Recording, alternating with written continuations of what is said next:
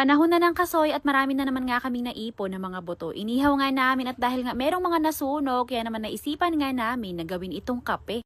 Katabi lang ng bahay namin, ito nga ang puno ng kasoy na nakatanim at kapag ka nga nalalaglag yung kanyang bunga ay saktong-sakto sa aming bubong. Inugog na pala namin ngayon yung kanyang puno para maglaglagan na lahat yung mga hinog. Isa sa kinaririndi ko lang sa puno ng kasoy na to kapag yung mga bunga niya ay nalalaglag sa bubong. Kasi minsan kapag kagabi, kasarapan ng tulog namin, magugulat ka na lang kasi biglang may bumabagsak. Hindi naman sobrang kalakihan ang puno ng kasoy na to, pero kapag ka namunga siya ay marami, hitik na hitik. Hindi na rin pala namin maharap ngayon na pagsusungkitin yung mga bunga niya, kaya nagkakandalaglagan na lang. At kapag ka nga nalaglag yung mga bunga niya, ang manok naman ang nakikinabang. Gustong gusto rin kasi to na kinakain ng mga manok. Yun nga lang, kapag ka palaging ito yung kinakain nila araw-araw, nagiging madungis yung itsura nila. At pagkatapos ko nga mamulot dyan at ipunin yung mga buto kanina, ay umakyat na ako sa taas ng bundok. At namulot nga ulit ako dito kasi meron pa rin mga puno ng kasoy na nakatanim dito. 3 puno yung pinagpulutan ko dito sa taas at medyo marami nga din dyan yung mga nakuha ko. Kasi higit 1 linggo na rin na hindi nasisilip to ni mama, kaya marami ng mga nalaglag. At nung wala na nga ako makita, bumalik na ako sa kubo at ibibilad ko naman siya ngayon ng mga ilang araw bago namin ihawin. Kapag ka ang kasoy kasi ay kapipitas pa lang tapos yung buto niya ay inihaw kaagad, mas maliyab ang apoy, kaya kailangan mo nang ibilad ng ilang araw para hindi ganun kalakas yung apoy kapag ka inihaw. Pagkalipas nga ng 3 araw, heto nga't iihawin namin. At eto pala yung paglulutuan namin, itong kasirola na to na maraming butas-butas. Nagready na din pala ako dyan ng panghampas ko kasi mamaya kapag ka hinango na ay kailangan mapatay agad yung apoy para hindi siya kaagad masunog. Malayo din pala tong pinag-ihawan namin sa kubo kasi bawal mag-ihaw ng kasoy kapag ka meron kang alaga na manok, nagkakaroon ng bulutong kapag ka naamoy nila yung usok. Kapag ka nag-iihaw din pala kami ng kasoy ay palaging ganito, talagang umaapoy yung loob ng kasirola. At pagkahango, dapat mapatay ka agad yung apoy kasi kapag ka hindi mo hinampas, nako, tuloy-tuloy lang yan hanggang sa masunog na lahat. At sa pagsalang naman pala, hindi kailangan na sobrang dami yung kasoy para mahalo mo na maayos. At kapag ka hindi mo naman hinalo yung iba, baka sunog na at yung iba naman baka hilaw pa. Okay lang sana kapag ka hilaw siya katulad nito kasi pwede pa ulit lutuin, pero kapag kasunog na ay naku, wala ka nang magagawa. At dahil nga medyo marami na rin naman itong mga naihaw namin, abay inupuan na muna namin at mamaya na nga lang ulit kami magluluto kapag ka natapos na namin kuhanin lahat yung mga laman nito. Tapos maya-maya nga lang ting konti dyan ay biglang umulan, kaya naman pinabitbit ko na nga muna sa anak ko itong mga inihaw namin at saka yung mga iihawin pa para idala sa kubo. At yung mga niluto naman pala kanina na mga hilaw pa is na lang ulit namin kasi mahirap pa talagang kuhanin yung mga laman yan. Pero kaya naman kuhanin yung laman ng buto kung pipilitin, basta gagamitan lang siya ng gulok at bibiakin. Kaya lang nakakatakot at baka nga mapaso yung kamay namin gawa ng ang katas kasi ng buto ng kasoy ay asido. Bigla nga rin lumakas ang ulan dyan kaya pumunta na kami sa kubo at dito na nga namin pinagpatuloy yung pagbabalat ng kasoy. Yung mga huli palang niluto kanina ay nasunog at ganito nga yung itsura at bigla nga namin naisip dyan na magawa ng kape kasi nga malamig din ang panahon. Nakasubok na kaming gumawa dati ng kape na mani, kaya sigurado ako na masarap din to kung igagawang kape kasi nga ang lasa nila ay halos magkapareho lang din naman. Bali, ang ginawa ko pala dyan ay sinangag ko muna siya kanina para lumutong at pagkatapos nilagay ko na nga dito sa lusong para bayuhin. Naging powder nga dyan yung itsura at ang pagkakaiba nga lang nila nung mani na binayo ko dati ay nagsama-sama, tapos eto naman ay buhaghag. Pagkatapos bayuhin, inilagay ko na dito sa may takure na may tubig at hinintay na nga lang namin na kumulo bago kami nagkape. Saktong-sakto nga to dahil kagagaling lang kanina sa malakas na ulan, malamig ang panahon at ang lasa niya naman pala ay halos magkapareho lang sila ng mani. So yun lang for today's video.